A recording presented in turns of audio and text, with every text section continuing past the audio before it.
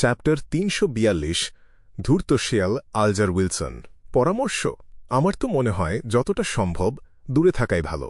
দাসানের প্রশ্নটা শোনার সাথে সাথেই ক্লাইনের মাথায় এই উত্তরটাই প্রথম এসেছিল, কিন্তু মিস্টার ফুলের গাম্ভীর্য বজায় রাখতে আর বাকিরা কি বলে সেটা দেখার জন্য সে চুপ করে রইল। দ্য ওয়ার্ল্ডকে দিয়েও কোনো কথা বলাল না। কিছুক্ষণ চুপ থাকার পর আলজার উইলসন দ্য সানের দিকে মাথা ঘোরাল।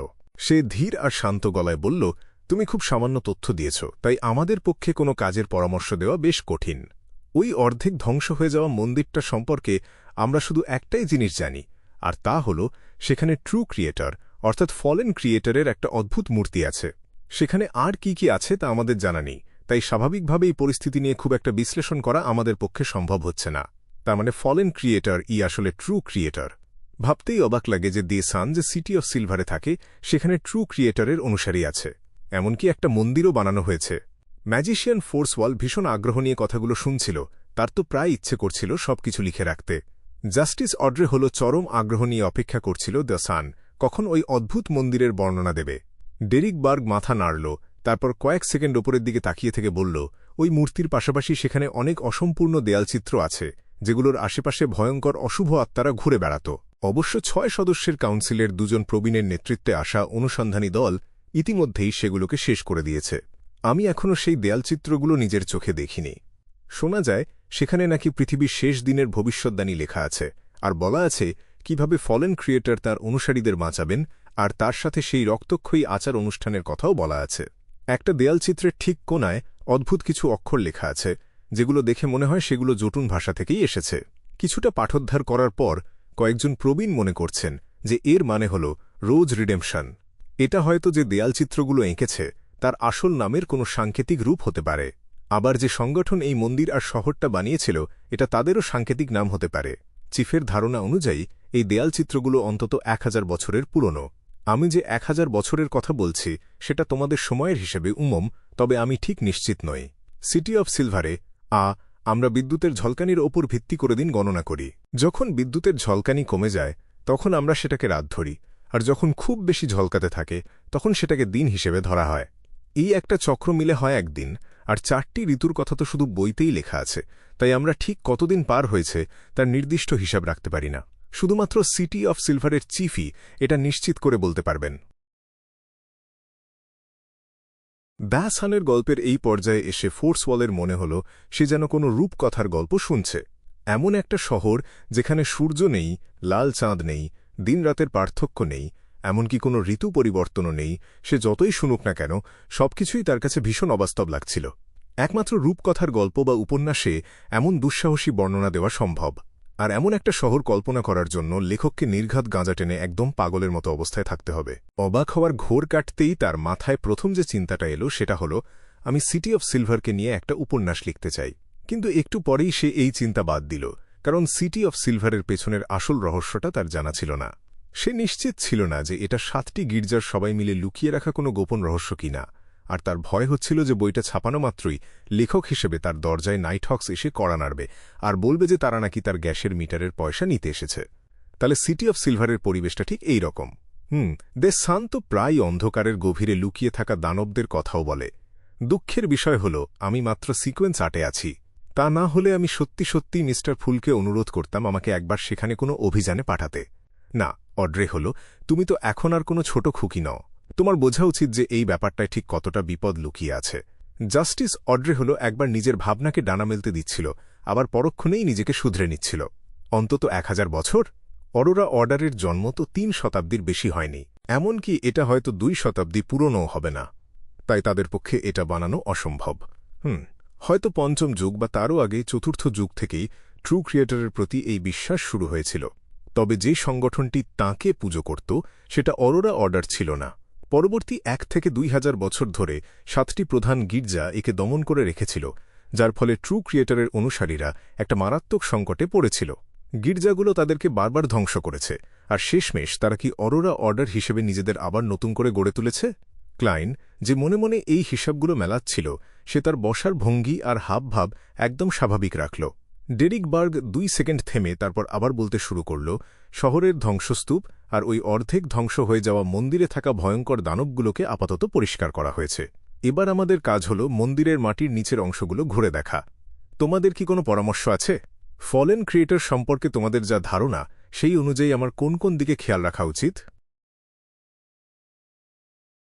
আমার পরামর্শ, আলজার উইলসন প্রায় কোনোরকম ইতস্তত না করেই বলল, আমার পরিষ্কার উপদেশ হল তুমি সেখানে একেবারেই যাবে না। ফলেন ক্রিয়েটর হল একজন সত্যিকারের শয়তান ঈশ্বর। যদিও তাঁর মন্দিরটা ধ্বংস হয়ে গেছে, তারপরেও সেখানে এমন সব অদ্ভুত বিপদ লুকিয়ে থাকতে পারে যা সহজে চোখে পড়বে না। যদি তোমার দলের নেতৃত্ব 6 সদস্যের কাউন্সিলের অন্য কোনো প্রবীণ দিতেন, তাহলে তোমার সেখানে যাওয়ার জেদ করায় কোনো ভুল ছিল না, সেটা শুধু একটু ঝুঁকিপূর্ণ হতো। কিন্তু তুমি একটু আগেই বললে যে এই কাজটার দায়িত্বে আছে এল্ডার লোভিয়া, যে কিনা একজন শেফার্ড আর ট্রু ক্রিয়েটর, তো এই বিয়ন্ডার পথের একেবারে সর্বোচ্চ স্থানে থাকা একজন দেবতা। তাই কোনোভাবেই সেখানে যাবে না, আলজার উইলসন জোর দিয়ে বলল। তোমার পরামর্শ আর আমার পরামর্শ তো একদম একই, কিন্তু এর জন্য তো 10 সানকে ওই অর্ধেক ধ্বংস হয়ে যাওয়া মন্দিরের বর্ণনা দিতে হতো না। তুমি তো একদম শুরুতেই এই সিদ্ধান্তে পৌঁছাতে পারতে। আমি বুঝতে পেরেছি মিস্টার আলজার উইলসন, তুমি ইচ্ছে করেই এমনটা করেছ। এর ফলে কোনোরকম বিনিময় ছাড়াই তুমি মন্দিরটার অবস্থা সম্পর্কে একটা প্রাথমিক ধারণা পেয়ে গেলে। তুমি সত্যি সত্যিই একটা ছোট বাচ্চাকে বোকা বানাচ্ছ। টেবিলের একেবারে শেষ মাথায় বসে ক্লাইন খুব আয়েশ করে হাত তুলে নিজের কপালে ঠেকাল। দ্য সান কয়েক সেকেন্ড চুপ করে রইল, তারপর যেন বেশ বিপদে পড়েই বলল, কিন্তু এই অভিযানে যাওয়াটা যে বাধ্যতামূলক। আলজার উইলসন একটু হেসে বলল, বাধ্যতামূলক বলে কিছু হয় না। এই অভিযানের আগে তুমি কি পাহারার কাজে যাবে? তাহলে একটা সুযোগ খুঁজে বের করো আর ইচ্ছে করেই দানবদের দিয়ে নিজেকে আহত করাও। আঘাতটা ঠিক কতটা গুরুতর হওয়া উচিত, সেটার জন্য তুমি সিটি অফ সিলভারের আগের ঘটনাগুলোর কথা মাথায় রাখতে পারো। এই মুহূর্তে অড্রে হল দ্য সানের চোখ আর শরীরের ভাষা থেকে একটা কথা স্পষ্টভাবে বুঝতে পারল।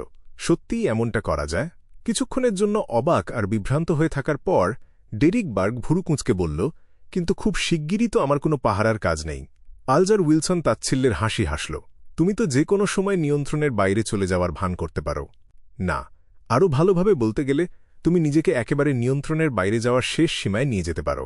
এরকম একটা পরিস্থিতিতে আমার তো মনে হয় সিটি অফ সিলভারের ঊর্ধ্বতন কর্মকর্তারা নিশ্চয়ই কোনো বিপজ্জনক বোঝা নিয়ে ওই অভিযানে যাবেন না, তাই না? এর একটা কৌশল আছে। তুমি যদি তোমার আধ্যাত্মিক শক্তিকে টানা 2 দিন শূন্য অবস্থায় রাখো, তাহলে তুমি অদ্ভুত সব শব্দ শুনতে পাবে আর তোমার মধ্যে নিয়ন্ত্রণের বাইরে চলে যাওয়ার লক্ষণ দেখা দেবে। তুমি যদি তখন নিজেকে আটকে রাখা বন্ধ করে দাও, তাহলে 1 সপ্তাহের মধ্যেই তোমার অবস্থার উন্নতি হবে আর তুমি সত্যি সত্যিই নিয়ন্ত্রণের বাইরে চলে যাবে না। অবশ্যই যারা নিয়ন্ত্রণের বাইরে চলে যাওয়ার লক্ষণ দেখায়, তাদের সারিয়ে তোলার জন্য তোমার সিটি অফ সিলভারে নিশ্চয়ই কোনো না কোনো উপায় বা ব্যবস্থা আছে। তুমি নিশ্চিতভাবেই খুব তাড়াতাড়ি সুস্থ হয়ে উঠবে, তাই তোমাকে সময়টা একদম নিখুঁতভাবে মেলাতে হবে। সবচেয়ে ভালো হয় যদি তুমি অভিযানের জন্য বের হওয়ার 2 থেকে 3 দিন আগে এই কাজটা শুরু করো। ডেরিক বার্গ বেশ কিছুক্ষণ হতবাক হয়ে রইল, তারপর নিজের মনেই বিড়বিড় করে বলল, হ্যাঁ, যাদের মধ্যে নিয়ন্ত্রণের বাইরে চলে যাওয়ার লক্ষণ দেখা যায় তাদেরকে আটক করে মিনারের নিচে আলাদা ঘরে আটকে রাখা হয়, আর সেখানে ওষুধ, মন্ত্র আর রহস্যময় জাদুকরী জিনিস দিয়ে তাদের চিকিৎসা করা হয়। যদি অবস্থা খুব বেশি খারাপ না হয়, তাহলে শুধু ওষুধ খেলেই চলে। একটা সৎ আর ভালো ছেলেকে একটা ধূর্ত শেয়াল ঠিক এভাবেই নষ্ট করে দিল। তবে মিস্টার আলজার উইলসন, তুমি এই নিজেকে নিয়ন্ত্রণের বাইরে নিয়ে যাওয়ার কৌশলটা জানলে কি করে? তুমি যদি এই কৌশলটা প্রায়ই ব্যবহার করো, তাহলে সত্যিই নিয়ন্ত্রণের বাইরে চলে যাওয়ার ঘটনা ঘটতে পারে।